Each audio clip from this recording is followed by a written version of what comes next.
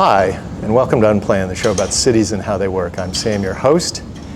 Today on Unplanned, we're going to dig into a subject that is on everybody's mind: STEM, public learning, museums, public space, with one of the great leaders of all of those things here in Cambridge, Massachusetts, John Durant, who is the director of the MIT Museum, where we are sitting right now. And they've just opened in a new space, and so we are very excited to talk with John and to see and learn about his new space. John, welcome to Unplanned. Thank you very much. Glad to be here. Well, it's a real pleasure. Now, you and I have met in the past, but I actually don't know that much about your history here at the museum, and I want to hear all about that, but I also want to hear about the museum, and then I think we might take a little walk around a little bit later. Sure. Well, I've been director here for some years, actually since 2005, when the MIT Museum was quite a small place on Mass Ave here in Cambridge, and we grew a lot there.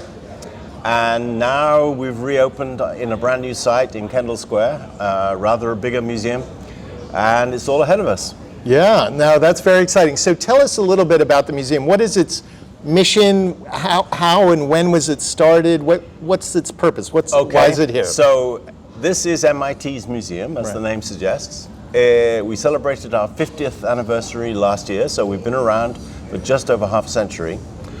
For most of that time, we've been quite small, and I think rather a well-kept secret, but I hope no more. Our mission is really to turn MIT inside out. We talk about our mission as making research and innovation accessible to all. And I think what that means for us is that we want to welcome anybody and everybody and give them a better sense of what goes on in MIT and in research institutes and universities generally, and to bring them on the inside of all the exciting and important things, and sometimes questionable things, that are going on in science and technology. We want to invite the public to be part of the conversation about how we want to use research and innovation going forward to build a better world. And let's talk briefly about museums in general. I find them fascinating. My background's in urban planning. It's part of the reason we're doing this. Museums used to be these very sort of hush-hush places where you'd go and look at something and you couldn't talk and you'd sort of whisper to your friend. But now they've become much more open sort of collection points for people. What have your thoughts been as you've been related to this museum over the decades? Well, I think museums are evolving very fast, like most cultural institutions. I've always been interested in the notion of the museum as a meeting ground, a forum, if you like, or the agora, to use another classical reference. The point about a place like this is it's, if you like, it's an interface institution. We have one foot inside MIT and one foot firmly in the wider community, and that's why being in this gateway location as we are on the campus here in Kendall is absolutely ideal for us. But I won't disguise the fact that being at the interface is, if you like, slightly uncomfortable. It makes what we do slightly harder to define than if we were just a straight research lab at MIT, for example. But I think that's all to the good. It means that what the museum is there for us to define and for our stakeholders and our visitors to help define. And I think that's what makes it so exciting. We can invent and reinvent ourselves to fit the times and to serve the needs that people have, and that's the important thing, I think. Now let's talk about your content, because you are at the Massachusetts Institute of Technology.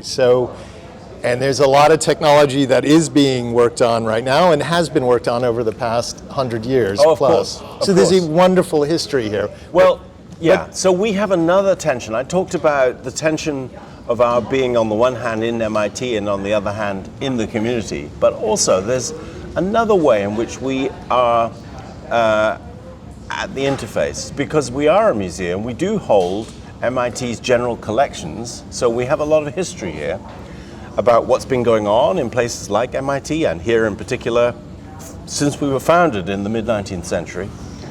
But guess what?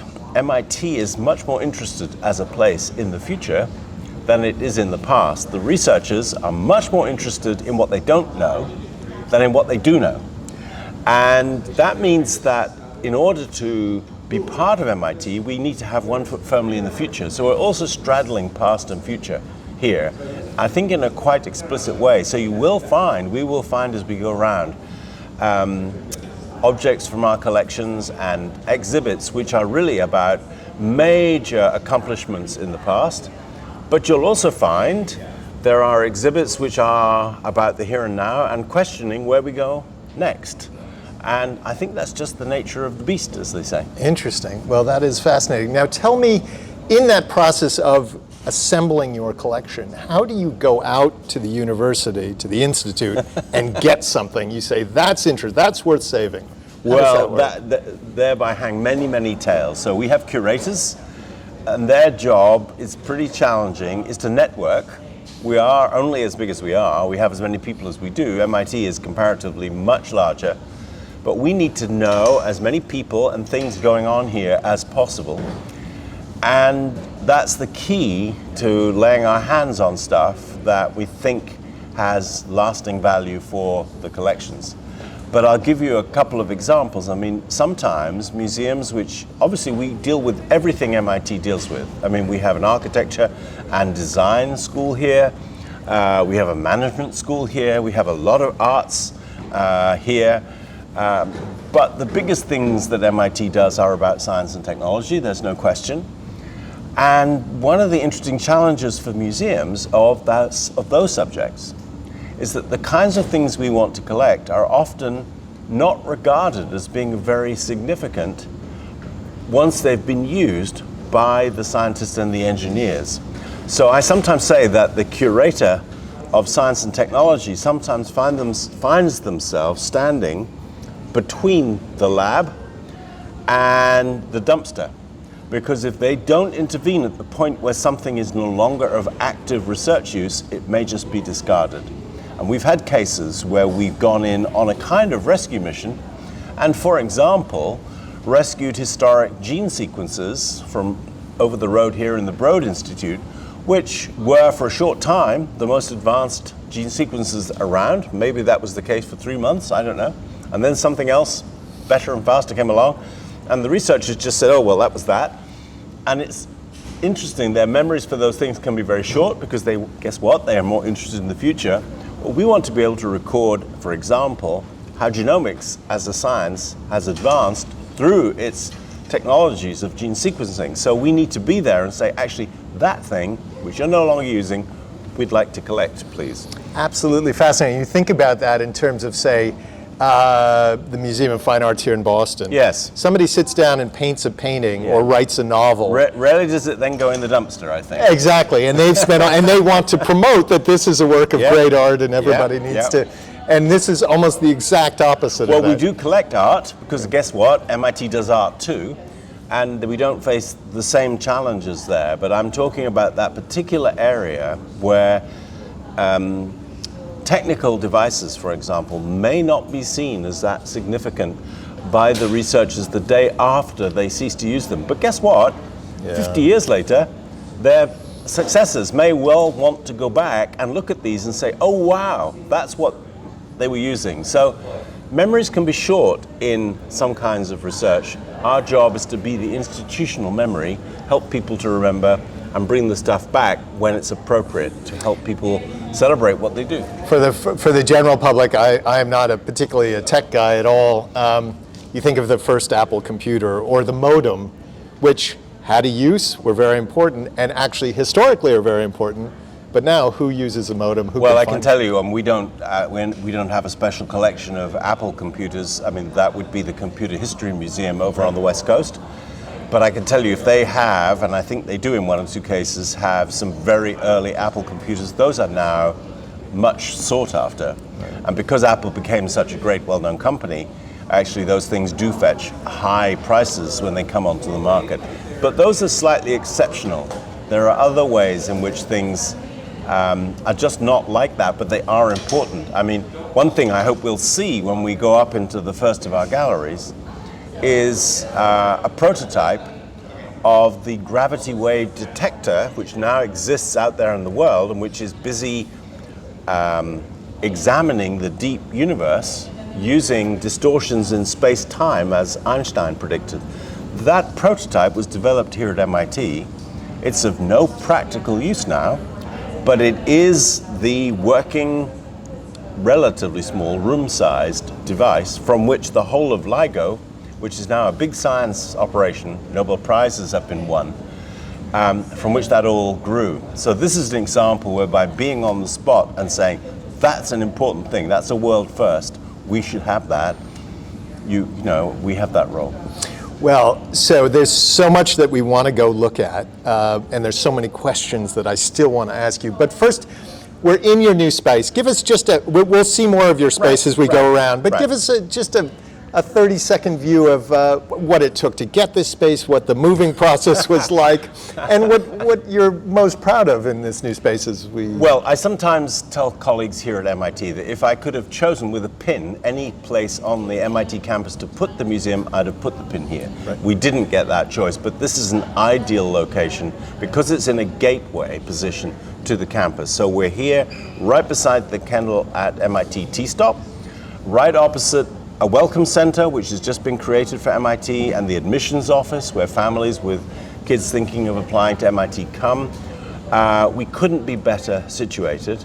We're on the first 3 floors of a much taller building, and up above us there are commercial offices and so on, but we're a public building, obviously. We have galleries mainly here, and as we'll see, programmatic spaces for events and activities. But the galleries, we decided to span our enormously broad subject in a particular way. So as we'll see, our sequence of galleries on the upper 2 floors start and finish local. And the first gallery is about MIT itself. The last gallery is about our collections, because we're a collecting museum. In between, the galleries deal with global subjects that MIT has a big stake in, but which are of global significance, where there are researchers all over the world involved. And that's appropriate to a place like MIT, which is hardly parochial in its interests. But we thought we should bookend the galleries with local exhibits. We've always wanted to display our collections and our collecting, which we never had a chance to do in the old museum. And actually, a lot of people who come here have an initial question, which is, what is MIT all about? How does it work? Tell me something about it. So that's what our first gallery does. Who comes here? Who reaches out to you? Who shows up at the front door? What kinds of researchers contact you to find out what you've got, or do you have something that they might be interested in? Well, our audience, of course, we're going to find out more as the days go by. We've only just opened the doors here. This is essentially a new museum. So it's a bit of an open question who will come. But if we look back at what was happening in the old museum, our audience was split into roughly 3 equal parts. The first third were people from the local community, people making a day visit from Cambridge or one of the surrounding towns and cities. The second third was actually comprised of people who were visitors to Cambridge and Boston from other parts of the States, probably not on a day visit, but as part of a visit to this area. And the final third was actually international visitors, people who had arrived, presumably at Boston Logan Airport, and had beaten a path, as they say, to MIT's door and found their way to us because they wanted to find out more about what MIT is. So we'll see if the same rule applies now. Obviously, we're coming out of a pandemic, and that has affected long-distance travel, though that's beginning to revive. So these are all open questions for us. As far as researchers are concerned, yes, we are a basis for scholarship. So the scholars and researchers who use us are a rather specialist group, and we're very pleased to see them, and they make very intensive use of some of our collections. But most of what we do on the floor is for the general visitors who have a more general interest, whether it be in science or technology or MIT itself or art and science, which is a big theme for us, and so on. Now, we're about to head off and look at some of your collection, and I can't wait. But you're also part of the Cambridge community, and you make that a big part of who you are. As we sit here and speak, it's also the Cambridge Science Festival this week. It is. And I know that you are integral to that whole process. Tell us a little bit about how you not only open your doors to the Cambridge community, but actually go out into the Cambridge community and become a part of it as well. Well, we do set great store by, give great value to our local connections. And we're very grateful for the support we receive from the civic community in Cambridge. We're proud of where we are and who Cambridge is, as it were. We started the Cambridge Science Festival some years ago now, back in the late 2000s. I had recently arrived. I was going to say, can you claim some credit for starting? Well, I guess I started it, really. I came... What did you do? You said, let's have a science festival. Well, it went like this. I had arrived from England, that's where I'm from, and in Europe at that time, science festivals were quite common. So I come and become the MIT Museum Director. I'm in a city, Cambridge, Mass, which is like science on a stick, right? I mean, everywhere you look, there's science and technology, but there was no festival. And I remember asking in my early months, why don't we have a science festival? And everybody I asked said the same thing. What is a science festival? Nobody knew. So I would explain, well, you know, we have arts festivals and literary festivals and music festivals. Think about doing something like that for science and technology. And when I said that, everybody had the same reaction. What a good idea, why don't we do it? So after having those conversations for about 6 months, I thought, right, we should try. So we enlisted the support of the Cambridge city community, of the public library, of the public schools. We got Harvard involved. We got the Museum of Science on the bridge here in Cambridge and Boston involved. We announced it in 2006, and in 2007 we ran our first festival, and it just took off. And for most of the last 15 years, we've run an annual festival in the spring. The last 2 years we've had to be virtual because of the pandemic, which really hurt us because we specialize in face-to-face events. This year, I'm delighted to say we're coming back into the community as a live face-to-face festival, and we've shifted it this year to the fall so that we can run the festival off the back of the opening of this new museum. So we're right in the midst of it now.